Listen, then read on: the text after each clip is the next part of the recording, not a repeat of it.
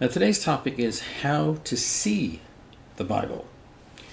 You might be scratching your head and saying, what does that actually mean to see the Bible? I read the Bible, I listen to the Bible, I watch the Bible being discussed on TV or on my phone. But what does to see the Bible mean? Well, to me, it means you see what actually was written and happened and the context in which it happened. Teachings of Jesus. You're there when he touches people. You're there when he speaks to people. Then you say to yourself, well, how can that be? I wasn't there. Well, when you put yourself in the place of the audience, you are able to see something that happened. Now, if you go to Luke 15 in the parable of the lost sheep, I want you to be sitting on the mountaintop with the sheep. I want you to smell the sheep. I want you to be with the shepherds as they're eating their dinner and talking amongst themselves. I want you to imagine the whole context, the whole culture, the whole atmosphere of what was going on. When Jesus was being paraded through the streets of Jerusalem carrying the cross, I want you to smell the stink of urine and of odors in the area as they're walking by and feel the heat on your body as you read the words and see the suffering of Jesus before he was crucified. That's what seeing the Bible means, because otherwise you read the words, and the words have powerful meaning to you because they're from God, but because you don't see it, it doesn't have the same powerful impact in your life as it should have. And this applies to anything. I mean, if I go to Austria, which is a beautiful country, I've had the privilege of visiting, but if I go to Austria and come back and say to you, Austria is a beautiful country. It has really nice buildings, and it has beautiful music, and it has wonderful food, and you'll hear all those words, and they have some meaning to you. You can imagine food, you can imagine buildings, and so on. But if I come to you and show you 500 photos on my phone, so when every time I mention food, I show you a photo, or every time I mention architecture, I show you a photo, now you see the country of Austria. Now it has more meaning to you. Now, in the Bible sense, I'm not saying you go take pictures. So if you've been to the Holy Land, obviously that's fantastic for you because you can see the real thing. But you can see anything in the Bible if you take a few seconds as you're reading. As you're listening to Jesus speak to you, as you're listening to the Apostle Paul, as you're listening to anything like that, I want you to see with your mind, with your eyes, with your heart. Just take a few seconds as you're reading to slow down. And Jesus walked, and Jesus talked, and Jesus listened. Imagine what that was like for him and for those listening to him. What was it like when Jesus said those things? A lot of the Bible is dependent on context and culture, which we'll get into in other videos and explain how to understand the context and culture where things were read and written and spoken and acted out and so on. But I want to give you a simple little thing. When Jesus was getting the disciples to prepare for the Last Supper, he told them to go into the city and find a man carrying a jug of water and follow him and he will give you the room. Now, that sounds like an impossible task because at the time Jerusalem had a population of over 30,000 people. So there's a lot of men carrying jugs. Which one do you follow? Well, when you understand the context and the culture, you realize there aren't a lot of men carrying jugs because it was women's work. Women carried the jugs of water, not men. So to see a man carrying a jug of water was a very rare occurrence. And that's how the disciples would know which man to follow, because he'd be the one carrying a jug of water. Because Jesus always elevated women. He treated them with respect. He treated them with honor. The same way he did with his mother. Mary was his mother. He treated her with honor. And he treated the women who followed him with great honor and respect. And he gave out those words that built them up.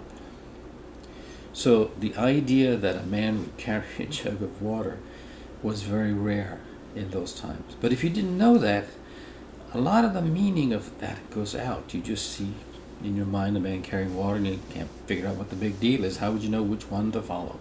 Well, now you know. You can see the Bible. Because now when you read that passage, and you read about the man carrying the jug of water, you can see him. You can see him walking amongst the crowd, and some of them laughing at him and making fun of him, because he's a man carrying water, which was woman's work.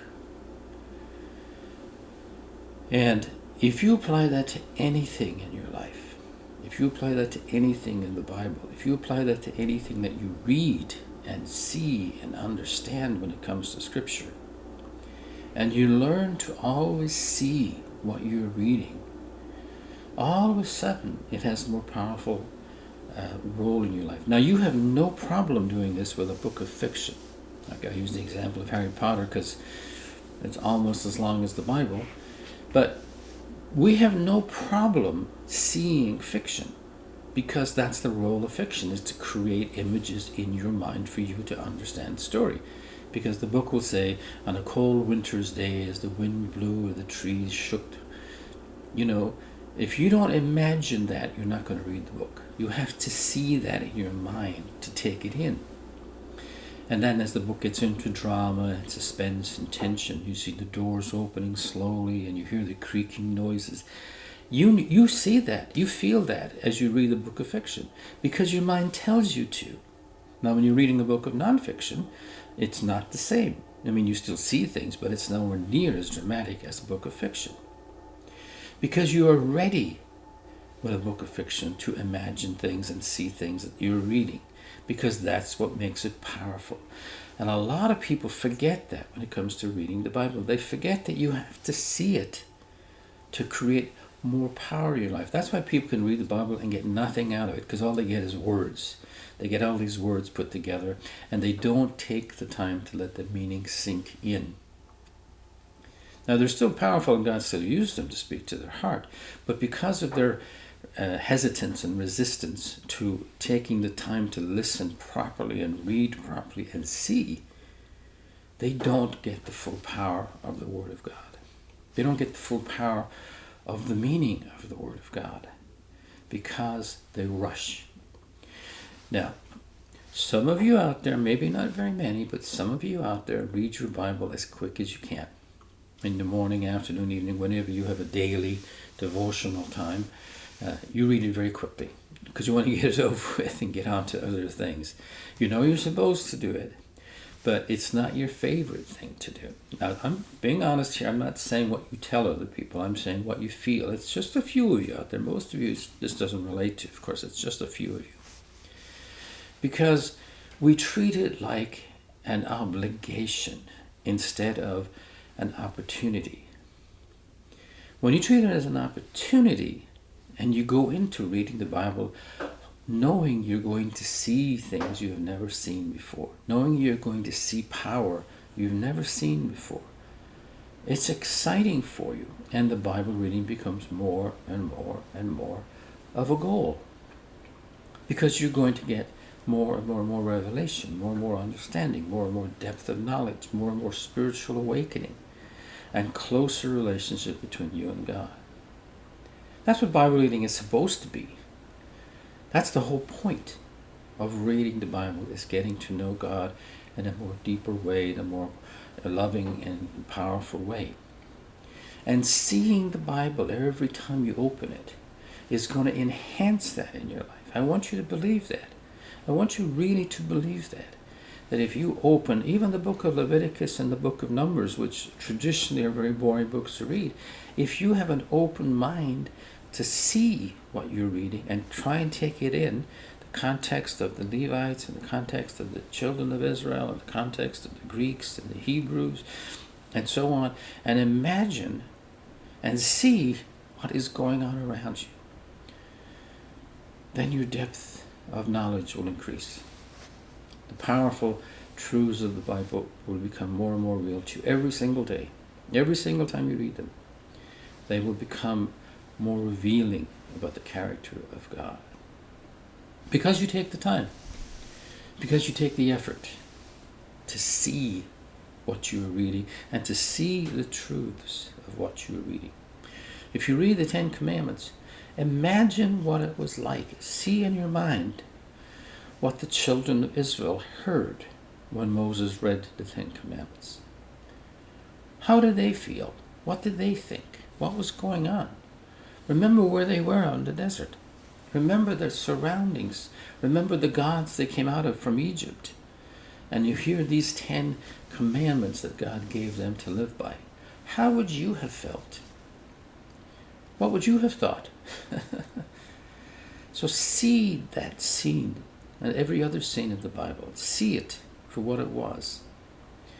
Like with the Garden of Eden, I've said at other places, you have to see paradise for what it was. See Adam and Eve walking in the presence of God in paradise. Everything was beautiful, the colors, the shapes.